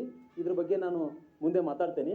ಹಾಗಾದರೆ ಇದನ್ನ ಯಾಕೆ ಹೇಳಿದೆ ನಾ ಈ ಒಂದು ಸಂದರ್ಭದಲ್ಲಿ ಅಂತ ಹೇಳಿದರೆ, ಇಲ್ಲಿ PIL ಸಲ್ಲಿಸಿದಾಗ ಏನಂತ ಹೇಳಿದರೆ, ಯಾವುದೇ ಕಾರಣಕ್ಕೂ ನೀವು ದಲಿತ ಅನ್ನುವಂಥ ವರ್ಡನ್ನು ಯೂಸ್ ಮಾಡಬಾರ್ದು ಅಂಥೇಳಿ. ದಲಿತ ಅನ್ನುವಂಥ ವರ್ಡನ್ನು ಯೂಸ್ ಮಾಡಬಾರ್ದು. ಅವರನ್ನು ನೀವು ಪರಿಶಿಷ್ಟ ಜಾತಿ, ಪರಿಶಿಷ್ಟ ಪಂಗಡ ಅಂತೇಳಿ ಕರೀರಿ. ಯಾವುದೇ ಕಾರಣಕ್ಕೂ ದಲಿತ ಅನ್ನುವಂಥ ಪದವನ್ನು ಬಳಸಬಾರ್ದು ಅಂಥೇಳಿ ಈ ಒಂದು ಪಂಕಜ್ ಮಿಶ್ರಾ ಅವರ ಕೇಸ್ದಲ್ಲಿ ಏನಾಗುತ್ತೆ ಅಂತ ಹೇಳಿದರೆ ಬಾಂಬೆ ಹೈಕೋರ್ಟು ತೀರ್ಪನ್ನು ನೀಡ್ತದೆ. ಹಾಗಾದರೆ ಈ ಜಾತ್ಯತೀತದ ಬಗ್ಗೆ ನಿಮ್ಗೆ ಸರಿಯಾದಂಥ ಮಾಹಿತಿ ಸಿಕ್ಕಿದೆ ಅಂತೇಳಿ ನಾನು ಭಾವಿಸ್ತೇನೆ. ಹಾಗಾದರೆ ನೆಕ್ಸ್ಟ್ ಮುಂದೆ ಏನಂತ ಹೇಳಿದರೆ, ಭಾರತ ಒಂದು ಪ್ರಜಾಸತ್ತಾತ್ಮಕ. ನೋಡ್ರಿ, ಭಾರತ ಎಂಥ ರಾಷ್ಟ್ರ ಅಂತ ಹೇಳಿದರೆ ಡೆಮಾಕ್ರೆಟಿಕ್ ಕಂಟ್ರಿ. ಈಗಾಗಲೇ ತುಂಬ ಫೇಮಸ್ ಆಗಿರ್ತಕ್ಕಂಥ ಒಂದು ವರ್ಡ್ ಅದ ನಮ್ಮಲ್ಲಿ. ಅಬ್ರಹಂ ಲಿಂಕನ್ ಅವರು ಹೇಳಿದ್ದಾರೆ ಏನಂತ ಹೇಳಿದರೆ, ಪ್ರಜೆಗಳಿಗೋಸ್ಕರ ಇರ್ತಕ್ಕಂಥ ಸರ್ಕಾರವನ್ನು ನಾವು ಪ್ರಜಾಪ್ರಭು. ಅಬ್ರಹಾಂ ಲಿಂಕನ್ ಅವರು ಪ್ರಸಿದ್ಧಿಯನ್ನು ಪಡೆದದ ಈ ವಾಕ್ಯ. ಹಾಗಾದರೆ ಈ ಪ್ರಜಾಪ್ರಭುತ್ವದಲ್ಲಿ ನಾವು ಏನನ್ನು ಕಾಣ್ತೇವೆ ಅಂತ ಹೇಳಿದರೆ, ಒಂದು ತಿಳ್ಕೊಡ್ರಿ, ಇಲ್ಲಿ ಎರಡು ರೀತಿಯಾಗಿರ್ತಕ್ಕಂಥ ಹಂತವನ್ನು ಕಾಣ್ತೇವೆ ನಾವು. ಎರಡು ರೀತಿಯಾಗಿರ್ತಕ್ಕಂಥ ಹಂತವನ್ನು ಕಾಣ್ತೇವೆ. ಒಂದು ಪ್ರತ್ಯಕ್ಷ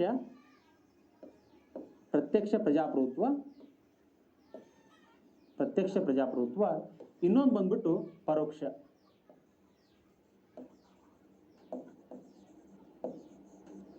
ಓಕೆ,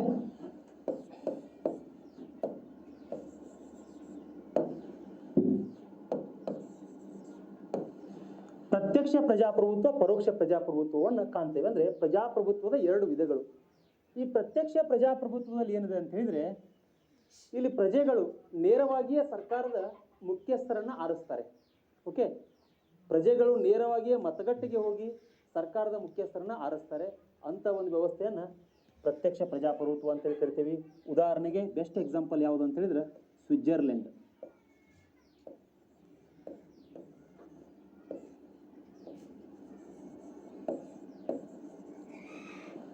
ಸ್ವಿಟ್ಜರ್ಲೆಂಡ್ ಅತ್ಯುತ್ತಮ ಉದಾಹರಣೆ. ಹಾಗಾದ್ರೆ ಇಲ್ಲಿ ಪರೋಕ್ಷ ಅಂತ ಹೇಳಿದ್ರೆ, ಪರೋಕ್ಷ ಪ್ರಜಾಪ್ರಭುತ್ವದಲ್ಲಿ ಏನ್ ಕಾಣ್ತೀವಿ ಅಂತ ಹೇಳಿದ್ರೆ, ಪ್ರಜೆಗಳು ಏನ್ ಮಾಡ್ತಾರೆ, ನೇರವಾಗಿ ಮತಗಟ್ಟೆಗೆ ಹೋಗಿ ಸರ್ಕಾರದ ಅಂದ್ರೆ ಒಬ್ಬ ರಾಷ್ಟ್ರದ ಅತ್ಯುನ್ನತ ಹುದ್ದೆ, ಉದಾಹರಣೆಗೆ ರಾಷ್ಟ್ರಪತಿಯನ್ನು ಆರಿಸೋದಿಲ್ಲ. ಇಲ್ಲಿ ನಾವೇನ್ ಮಾಡ್ತೇವೆ ಅಂತ ಹೇಳಿದ್ರೆ, ರಾಷ್ಟ್ರಪತಿಯನ್ನು ಆರಿಸುವಂತ ಸಂದರ್ಭದಲ್ಲಿ ಇಂಡೈರೆಕ್ಟ್ ಆಗಿ ಆರಿಸ್ತೀವಿ.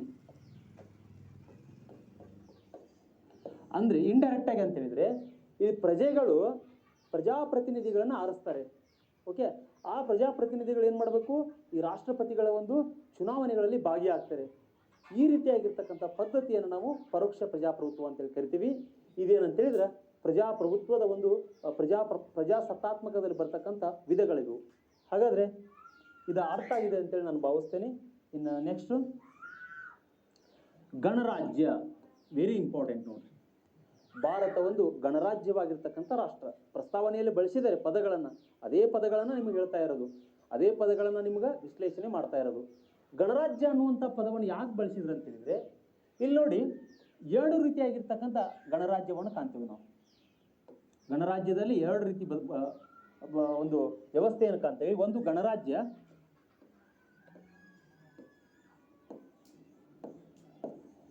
ಇನ್ನೊಂದು ಏನಂತ ಹೇಳಿದ್ರೆ ಇಲ್ಲಿ ಏಕಾಧಿಪತ್ಯ ಅಂತ ಕರಿತೇವೆ ನಾವು. ಏಕಾಧಿಪತ್ಯ, ಇಟ್ ಮೀನ್ಸ್ ಇದಕ್ಕೆ ಇಂಗ್ಲಿಷ್ನಲ್ಲಿ ಒಂದು ವರ್ಡ್ ಇದೆ, ಮೊನಾರ್ಕಿ ಅಂತೇಳಿ ಕರಿತೀವಿ. ಮೊನಾರ್ಕಿ.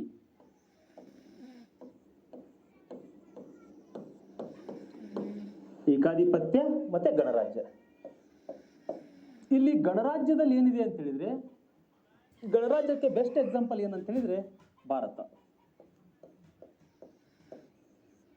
ಇಲ್ಲಿ ಏನಾಗುತ್ತೆ, ಸರ್ಕಾರದ ಮುಖ್ಯಸ್ಥರನ್ನ ಓಕೆ ಪರೋಕ್ಷವಾಗಿ ಚುನಾವಣೆ ಮಾಡೋದ್ರ ಮೂಲಕವಾಗಿ ರಾಷ್ಟ್ರದ ಮುಖ್ಯಸ್ಥರನ್ನ ನಾವೇನ್ ಮಾಡ್ತೇವೆ, ಇಲ್ಲಿ ಜನರೇ ನೇರವಾಗಿ ಚುನಾವಣೆಯನ್ನು ಮಾಡೋದು, ಜನರೇ ನೇರವಾಗಿ ಚುನಾವಣೆಯಲ್ಲಿ ಭಾಗಿಯಾಗೋದಿಲ್ಲ. ಜನರು ಏನ್ ಮಾಡ್ತಾರೆ ಅಂತ ಹೇಳಿದ್ರೆ, ಚುನಾಯಿತ ಪ್ರತಿನಿಧಿಗಳ ಮುಖಾಂತರ ಏನ್ ಮಾಡ್ತಾರೆ, ರಾಷ್ಟ್ರಪತಿಯನ್ನ ಆರಿಸ್ತಾರೆ. ಇಲ್ಲಿ ರಾಷ್ಟ್ರಪತಿಯನ್ನ ಆರಿಸ್ತಾರೆ, ಆಯ್ಕೆ ಮಾಡ್ತಾರೆ. ಈ ರೀತಿ ವ್ಯವಸ್ಥೆಯನ್ನು ನಾವು ಗಣರಾಜ್ಯ ಅಂತ ಹೇಳ್ತೀವಿ. ಅಂದ್ರೆ ಇಂಡೈರೆಕ್ಟ್ ಆಗಿ ಏನ್ ಮಾಡ್ತಾರೆ, ಇಂಡೈರೆಕ್ಟ್ ಆಗಿ ರಾಷ್ಟ್ರಪತಿ ಆಯ್ಕೆ ಆಗ್ತಾರೆ ಇಲ್ಲಿ. ಹಾಗಾದ್ರೆ ಇಲ್ಲಿ ಏಕಾಧಿಪತ್ಯ ಅಂತ ಹೇಳಿದ್ರೆ, ಇಲ್ಲಿ ಮುಖ್ಯವಾಗಿ ವಂಶ ಪಾರಂಪರ್ಯವಾಗಿರ್ತಕ್ಕಂಥ ಆಡಳಿತ ವ್ಯವಸ್ಥೆ ಇರ್ತದೆ ಏಕಾಧಿಪತ್ಯದಲ್ಲಿ. ವಂಶ ಪಾರಂಪರ್ಯ. ಓಕೆ, ಹಾಗಾದ್ರೆ ಬೆಸ್ಟ್ ಎಕ್ಸಾಂಪಲ್ ಯಾವುದು, ಬ್ರಿಟನ್.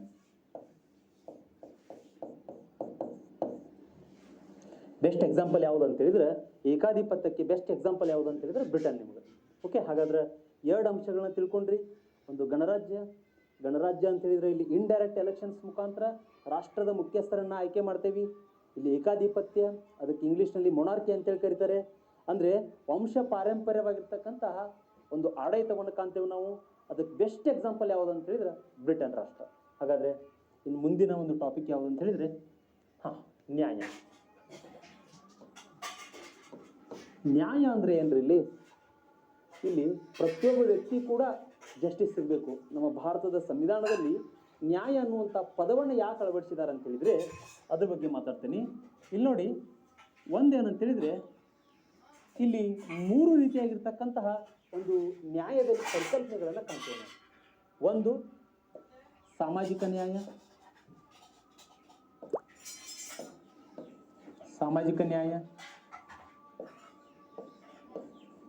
ಓಕೆ, ಹಾಗಾದ್ರೆ ಇನ್ನೊಂದು ಆರ್ಥಿಕ ನ್ಯಾಯ.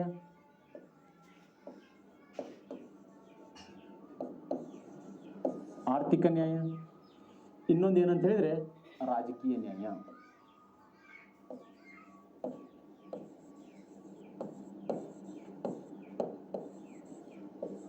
ಓಕೆ, 3 ರೀತಿಯಾಗಿರ್ತಕ್ಕಂಥ ಪರಿಕಲ್ಪನೆಗಳನ್ನು ಕಾಣ್ತೇವೆ ನಾವು ಜಸ್ಟಿಸ್ನಲ್ಲಿ.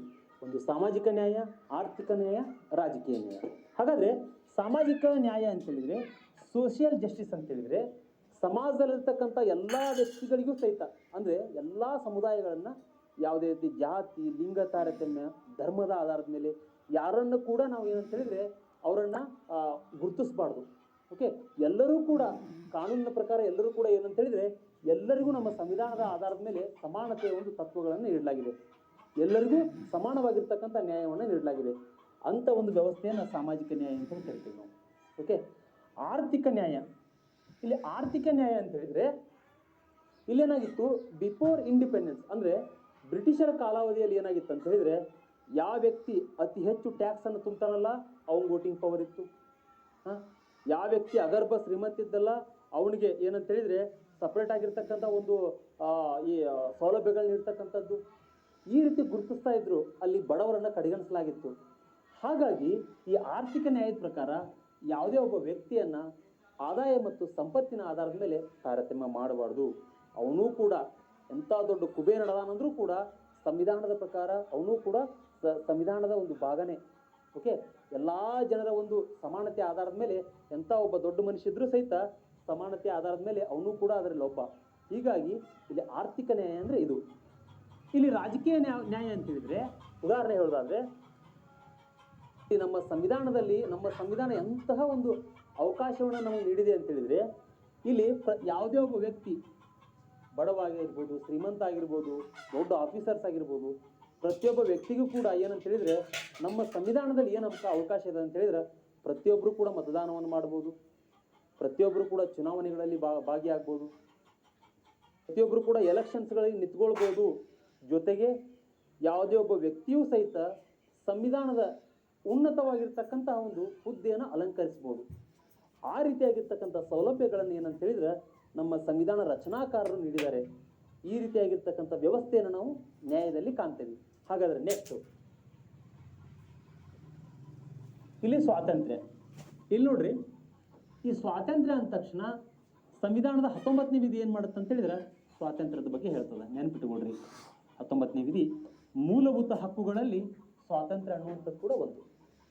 ಹಾಗಾದರೆ ಇಲ್ಲಿ ಸ್ವಾತಂತ್ರ್ಯ ಅಂತ ಹೇಳಿದ್ರೆ ಇಲ್ಲಿ ನೋಡಿ, ಪ್ರತಿಯೊಬ್ಬ ವ್ಯಕ್ತಿಗೂ ಕೂಡ ಚಿಂತನೆಯ ಸ್ವಾತಂತ್ರ್ಯ ಇದೆ, ಮಾತನಾಡುವ ಸ್ವಾತಂತ್ರ್ಯ ಇದೆ, ವಾಕ್ ಸ್ವಾತಂತ್ರ್ಯ ಇದೆ. ಹೌದಾ? ಇವತ್ತು ನೀವು ಸರ್ಕಾರದ ಆಡಳಿತ ವ್ಯವಸ್ಥೆಯನ್ನು ಟೀಕೆ ಟಿಪ್ಪಣಿಗಳನ್ನು ಮಾಡ್ತಕ್ಕಂಥ ಸ್ವಾತಂತ್ರ್ಯ ಪ್ರತಿಯೊಬ್ಬ ಪ್ರಜೆಗೂ ಇದೆ. ಹೌದಾ? ಇವತ್ತು ಪತ್ರಿಕೆಗಳು ಅಂದರೆ ನಮ್ಮ ಸಂವಿಧಾನದ 4ನೇ ಅಂಗ ಅಂಥೇಳಿ ಇವತ್ತು ನಾವು ಪತ್ರಿಕೆಗಳನ್ನು ಕರಿತೇವೆ.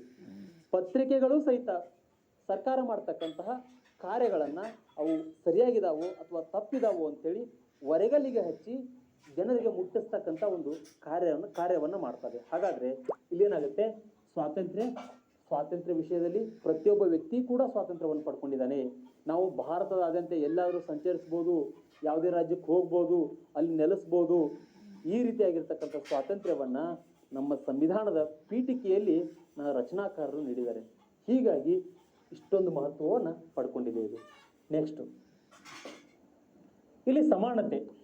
ಇಲ್ಲಿ ನೋಡಿ, ಈಗಾಗಲೇ ಹೇಳಿದೆ, ಈ ಸಮಾನತೆ ಅನ್ನುವಂಥದ್ದು ಏನಂತ ಹೇಳಿದರೆ ಸಂವಿಧಾನದ 14ನೇ ವಿಧಿ ಏನು ಮಾಡುತ್ತೆ ಅಂತ ಹೇಳಿದರೆ, ಕಾನೂನಿನ ಮುಂದೆ ಎಲ್ಲರೂ ಸಮಾನರು ನಾವು.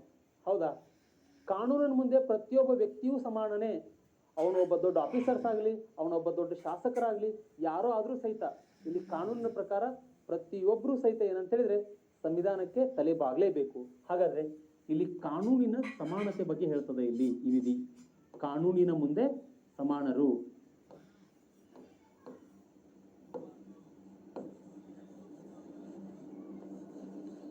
ಕಾನೂನಿನ ಮುಂದೆ ಸಮಾನರು, ಪ್ರತಿಯೊಬ್ಬ ವ್ಯಕ್ತಿಯೂ ಸಹಿತ ಇಲ್ಲಿ ಏನು ಕಾನೂನಿನ ಮುಂದೆ ಸಮಾನ.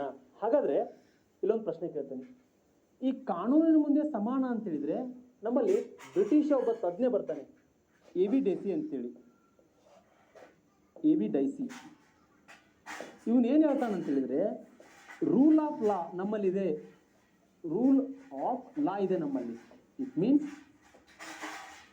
ಏನಂತ ಹೇಳಿದ್ರೆ ಕಾನೂನಿನ ಆಳ್ವಿಕೆ ನಮ್ಮಲ್ಲಿದೆ. ರೂಲ್ ಆಫ್ ಲಾ ಅಂತ ಹೇಳಿದ್ರೆ ಕಾನೂನಿನ ಆಳ್ವಿಕೆ ನಮ್ಮಲ್ಲಿದೆ. ಅಂದರೆ ನಾವು ಸಂವಿಧಾನದ ಒಂದು ಸಂವಿಧಾನದಲ್ಲಿ ಏನೆಲ್ಲ ಅಂಶಗಳಿದಾವಲ್ಲ ಕಾನೂನಿನ ಪ್ರಕಾರ ಅದಕ್ಕೆ ನಾವು ತಲೆ ಬಾಗಲೇಬೇಕು. ನಮ್ಮಲ್ಲಿ ಪೊಲೀಸ್ ವ್ಯವಸ್ಥೆ ಇಲ್ಲ, ಅಂದರೆ ಪೊಲೀಸರು ತಮಗೆ ಬೇಕಾದ ಹಾಗೆ ಜನರ ಮೇಲೆ ಏನಂತ ಹೇಳಿದ್ರೆ ಶೋಷಣೆಯನ್ನು ಮಾಡುವಂಗಿಲ್ಲ.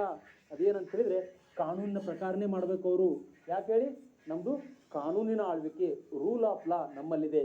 ಆ ಪರಿಕಲ್ಪನೆಯನ್ನು ನೀಡಿದವರು ಯಾರು? AVDC ಅಂತೇಳಿ.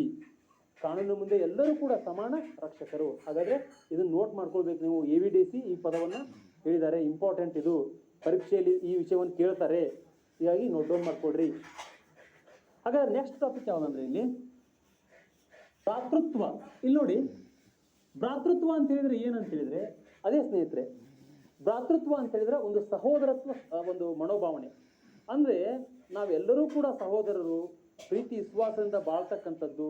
ಯಾರು ಕೂಡ ವೈಷಮ್ಯವನ್ನ ಬೆಳೆಸ್ಕೊಳ್ಳದೆ ನಮ್ಮಲ್ಲಿ ಏನಂತೇಳಿ ರಾಷ್ಟ್ರದ ಒಂದು ಪ್ರಗತಿಗೋಸ್ಕರ ನಾವೇನ್ ಮಾಡಬೇಕು, ಒಂದು ಸಹೋದರತ್ವ ಭಾವನೆಯನ್ನು ಬೆಳೆಸ್ಕೊಂಡು ಸಹಬಾಳ್ವೆಯ ಮೂಲಕ ನಮ್ಮ ಬದುಕನ್ನು ಕಟ್ಕೊಳ್ಬೇಕು ನಾವು.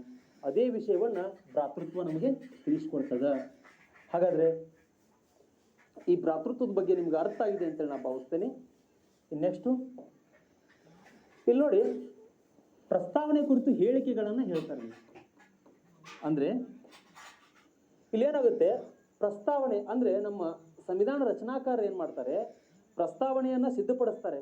ಸಿದ್ಧಪಡಿಸಿದ ನಂತರ ಈ ಪ್ರಸ್ತಾವನೆ ಅನ್ನುವಂಥದ್ದು ಎಷ್ಟೊಂದು ಮಹತ್ವವನ್ನು ಪಡ್ಕೊಂಡಿದೆ, ಪ್ರಸ್ತಾವನೆ ಎಷ್ಟೊಂದು ಇಂಪಾರ್ಟೆಂಟ್ ಆಗಿದೆ ಅನ್ನೋದ್ರ ಕುರಿತು ಹೇಳುವಂಥ ಸಂದರ್ಭದಲ್ಲಿ ಕೆಲವೊಂದಿಷ್ಟು ಸಂವಿಧಾನ ಚಿಂತಕರು ಏನು ಮಾಡ್ತಾರೆ ಅಂತ ಹೇಳಿದ್ರೆ ಪ್ರಸ್ತಾವನೆ ಬಗ್ಗೆ ಇಲ್ಲಿ ವಿಶ್ಲೇಷಣೆ ಮಾಡ್ತಾರೆ. ಹಾಗಾದ್ರೆ KM ಮುನ್ಷಿ ಅವರು ಏನು ಹೇಳ್ತಾರೆ ಅಂತ ಹೇಳಿದ್ರೆ, ಪ್ರಸ್ತಾವನೆ ಅಂತ ಹೇಳಿದ್ರೆ ರಾಜಕೀಯ ಜಾತಕ ಅಂತ ಹೇಳ್ತಾರೆ. ಪ್ರಸ್ತಾವನೆ ಅಂದ್ರೆ ಏನ್ರಿ?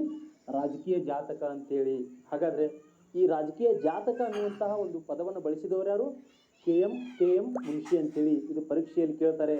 ಹಾಗಾದ್ರೆ KM ಮುನ್ಷಿ ಯಾರು ಅಂತ ಹೇಳಿದ್ರೆ, ಇವರು ಕೂಡ ನಮ್ಮ ಭಾರತದ ಸಂವಿಧಾನದ ರಚನಾ ಸಭೆಯಲ್ಲಿರ್ತಕ್ಕಂಥ ಒಬ್ಬ ಸದಸ್ಯರು, ಸಂವಿಧಾನಕ್ಕಾಗಿ ದುಡಿದಿರ್ತಕ್ಕಂಥ ಒಬ್ಬ ವ್ಯಕ್ತಿ. ಅವ್ರು ಯಾವ ಪದ ಬಳಕೆ ಮಾಡಿದ್ದಾರೆ? ರಾಜಕೀಯ ಜಾತಕ ಅನ್ನುವಂಥ ಪದವನ್ನು ಬಳಕೆ ಮಾಡಿದ್ದಾರೆ. ಹಾಗಾದ್ರೆ ಇಲ್ಲಿ ನೆಕ್ಸ್ಟ್ ಏನಂತ ಹೇಳಿದ್ರೆ, ಇಲ್ಲಿ ಠಾಕೂರ್ ದಾಸ್ ಭಾರ್ಗವ್ ಅಂತೇಳಿ, ವೆರಿ ಇಂಪಾರ್ಟೆಂಟ್ ರೀ ಇವನು.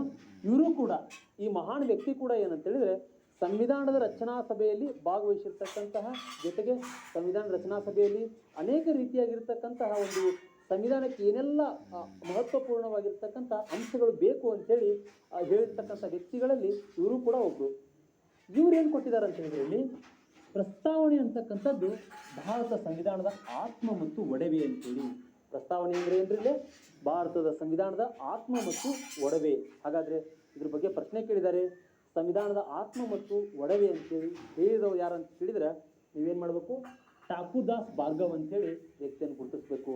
ಪ್ರಸ್ತಾವನೆ ಕುರಿತು ಹೇಳಿಕೆಗಳನ್ನು ಈಗಾಗಲೇ ಹಲವಾರು ರೀತಿಯಾಗಿರ್ತಕ್ಕಂಥ ಸ್ಪರ್ಧಾತ್ಮಕ ಪರೀಕ್ಷೆಗಳಲ್ಲಿ ಈ ಪದಗಳನ್ನು ಬಳಕೆ ಮಾಡಿದ್ದಾರೆ. ದಯವಿಟ್ಟು ನೀವೇನು ಮಾಡಬೇಕು? ಪ್ರತಿನಿತ್ಯ ಸ್ನೇಹಿತರೆ ಡ್ರಿಲ್ ಮಾಡುವಂಥ ಕೆಲಸ ನೀವು ಮಾಡಬೇಕು. ಪ್ರತಿನಿತ್ಯ ಏನು ಮಾಡಬೇಕು? ಇವುಗಳನ್ನು ಡ್ರಿಲ್ ಮಾಡಿ ನೀವು ಸರಿಯಾಗಿ ನೋಟ್ಸ್ ಮಾಡಿಕೊಂಡು ಪ್ರತಿನಿತ್ಯ ಅವುಗಳೊಂದಿಗೆ ನೀವು ಒಡನಾಟ ಇಟ್ಕೊಂಡಾಗ ಏನಾಗುತ್ತೆ, ಇಂಥ ವಿಷಯಗಳು ನೆನಪಾರೋದಿಲ್ಲ. ಓಕೆ, ಹಾಗಾದ್ರೆ ಇಲ್ಲಿ ಪಾಲ್ಕಿವಾಲ್ ಅಂತಕ್ಕಂಥ ಒಬ್ಬ ವ್ಯಕ್ತಿ, ಓಕೆ, ಪಾಲ್ಕಿವಾಲ್ ಅನ್ನುವಂಥ ಒಬ್ಬ ವ್ಯಕ್ತಿ ಏನು ಹೇಳ್ತಾನಂತ ಹೇಳಿದ್ರೆ, ಪ್ರಸ್ತಾವನೆ ಅನ್ನುವಂಥ ಒಂದು ಗುರುತಿನ ಚೀಟಿ ಅಂತ ಹೇಳ್ತಾನೆ ಅವನು. ಪ್ರಸ್ತಾವನೆ ಅಂದ್ರೆ ಏನ್ರಲ್ಲಿ?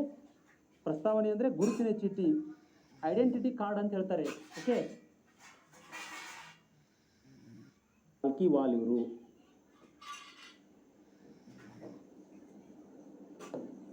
ಹಾಗಾದ್ರೆ ಪಾಲ್ಕಿವಾಲ್ ಅಂತೇಳಿ, ಪ್ರಸ್ತಾವನೆ ಅಂದ್ರೆ ಏನ್ರಲ್ಲಿ? ಸಂವಿಧಾನದ ಒಂದು ಗುರುತಿನ ಚೀಟಿ ಅಂತೇಳಿ ಹೇಳ್ತಾರೆ. ಹಾಗಾದ್ರೆ ಈ ಸಂವಿಧಾನದ ಗುರುತಿನ ಚೀಟಿ ಅಂತೇಳಿ ಹೇಳಿದವರು ಯಾರಲ್ಲೇ? ಪಾಲ್ಕಿವಾಲ್ ಅಂತೇಳಿ. ವೆರಿ ಇಂಪಾರ್ಟೆಂಟು, ನೆನಪಿಟ್ಕೋಬೇಕು. ಇವುಗಳನ್ನ ಬರುತ್ತಗಿರಿ, ಪರೀಕ್ಷೆಗಳಲ್ಲಿ ಕೇಳ್ತಾರೆ. ಹಾಗಾದ್ರೆ ಇಲ್ಲಿ ನೋಡಿ, ಇನ್ನು ನೆಕ್ಸ್ಟ್ ಬರ್ತಕ್ಕಂಥದ್ದು ಈ ಒಂದು ಪ್ರಸ್ತಾವನೆಯಲ್ಲಿ ಬರ್ತಕ್ಕಂಥ ಅಂಶ ಯಾವುದು ಅಂತ ಹೇಳಿದ್ರೆ ಇಲ್ಲಿ, ಓಕೆ, ಎಲ್ಲ ವಿಷಯಗಳನ್ನು ತೊಗೊಂಬಂದ್ರು. ಪ್ರಸ್ತಾವನೆಯಲ್ಲಿ ಅಡಕವಾಗಿರ್ತಕ್ಕಂಥ ವಿಷಯಗಳ ಬಗ್ಗೆ ಚರ್ಚೆ ಮಾಡಿದ್ದೀವಿ ನಾವು. ಯಾಕಂದರೆ ಪ್ರಸ್ತಾವನೆ ಎಷ್ಟೊಂದು ಇಂಪಾರ್ಟೆಂಟ್ ಅಂತೇಳಿ ನಿಮ್ಗೆ ಈಗಾಗಲೇ ಮನವರಿಕೆ ಆಗಿದೆ. ಯಾಕಂತ ಹೇಳಿದ್ರೆ ಭಾರತದ ಸಾರ್ವಭೌಮ, ಸಮಾಜವಾದಿ, ಜಾತ್ಯತೀತ, ಪ್ರಜಾಸತ್ತಾತ್ಮಕ, ಗಣರಾಜ್ಯ, ನ್ಯಾಯ, ಸ್ವಾತಂತ್ರ್ಯ, ಸಮಾನತೆ, ಭ್ರಾತೃತ್ವ ಎಲ್ಲ ಪದಗಳ ಮಹತ್ವವನ್ನು ತಿಳ್ಕೊಂಡಿವಿ ನಾವು ಪ್ರಸ್ತಾವನೆಯಲ್ಲಿ. ಹಾಗಾದರೆ ಇಲ್ಲೊಂದು ಪ್ರಶ್ನೆ ಬರುತ್ತೆ, ಪ್ರಸ್ತಾವನೆ ಅನ್ನುವಂಥದ್ದು ಸಂವಿಧಾನದ ಭಾಗವೇ? ಪ್ರಸ್ತಾವನೆ ಅನ್ನುವಂಥದ್ದೇನಿಲ್ಲ ಸಂವಿಧಾನದ ಭಾಗವೇ ಅಂತೇಳಿ ಪ್ರಶ್ನೆ ಬಂದಾಗ ಇಲ್ಲಿ ಕೆಲವೊಂದಿಷ್ಟು ಕೇಸಸ್ಗಳ ಬಗ್ಗೆ ನಾವು ತಿಳ್ಕೊಳ್ಬೇಕಾಗ್ತದೆ. ಇಲ್ಲಿ ಒಂದೇ ಕೇಸ್ ಯಾವುದು ಅಂತ ಹೇಳಿದ್ರೆ, ಪ್ರಸ್ತಾವನೆ ಅನ್ನುವಂಥದ್ದು ಭಾರತದ ಸಂವಿಧಾನದ ಭಾಗ ಹೌದೋ ಅಲ್ಲೋ ಅನ್ನುವುದರ ಕುರಿತು ಇಲ್ಲಿ ಕೇಸಸ್ಗಳು ಬರ್ತವೆ. 1ನೇ ಕೇಸಿಗೆ ಬೇರುಬಾರಿ ಒಕ್ಕೂಟ ಪ್ರಕರಣ. ಈ ಪ್ರಕರಣದಲ್ಲಿ ಏನಾಗುತ್ತೆ ಅಂತ ಹೇಳಿದ್ರೆ ಸಂವಿಧಾನದ ಪ್ರಸ್ತಾವನೆ ಅನ್ನುವಂಥದ್ದು ಏನಿಲ್ಲಿ ಸಂವಿಧಾನದ ಭಾಗ ಅಲ್ಲ ಅಂತ ಹೇಳ್ತದ. ಸಂವಿಧಾನದ ಭಾಗ ಅಲ್ಲ ಅಂತ ಹೇಳ್ತದ. ಪ್ರಸ್ತಾವನೆ ಸಂವಿಧಾನದ ಭಾಗ ಅಲ್ಲ.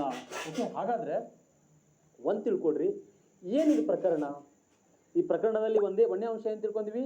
ಈ ಪ್ರಶ್ನೆ ಕೇಳ್ತಾರೆ ನಿಮ್ಗೆ, ಬೇರುಬಾರಿ ಒಕ್ಕೂಟ ಪ್ರಕರಣದಲ್ಲಿ ಪ್ರಸ್ತಾವನೆಯು ಸಂವಿಧಾನದ ಭಾಗವಾಗಿದೆಯೇ ಅಂತೇಳಿ ಪ್ರಶ್ನೆ ಕೇಳಿದ್ರೆ ನಿಮ್ಗೆ ನೀವೇನು ಮಾಡಬೇಕು? ಸಂವಿಧಾನದ ಭಾಗ ಅಲ್ಲ ಅಂತೇಳಿ ಹಾಕಬೇಕು. ಈ ಬೇರುಬಾರಿ ಕೇಸ್ ಏನಂತ ಹೇಳಿದ್ರೆ ಇಲ್ಲಿ ಏನಾಗುತ್ತೆ, ಬೇರುಬಾರಿ ಕೇಸ್ನಲ್ಲಿ ಮುಖ್ಯವಾಗಿ ಈ ಬೇರುಬಾರಿ ಅಂತಕ್ಕಂಥ ಒಂದು ಪ್ರದೇಶ ಏನಿರುತ್ತಲ್ರಿ, ಇದೊಂದು ಪ್ಲೇಸ್ ಇದು. ಓಕೆ, ಈ ಪ್ಲೇಸ್ ಬಗ್ಗೆ ನಾವು ಈಗಾಗಲೇ ಮಾತಾಡಿದ್ದೀವಿ. 1947ನಲ್ಲಿ ಏನಾಗುತ್ತೆ, ಮೌಂಟ್ ಬ್ಯಾಟನ್